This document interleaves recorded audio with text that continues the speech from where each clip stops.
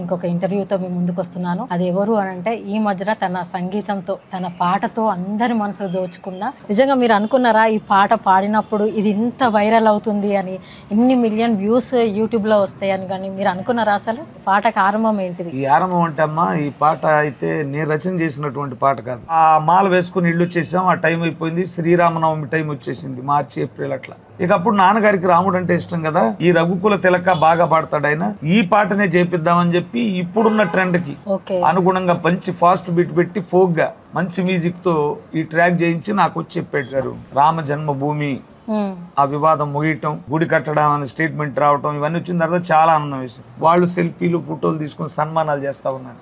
ఇది చాలా ఆనందం అమ్మా. అయితే భగవంతుడిని నమ్ముకోవాలి, దానికి తోడు లక్కు అదృష్టం కలిసి రావాలి. మహానుభావుల ముందు నేనెంతమ్మా, ఇంత నీటి బిందువు అంతా.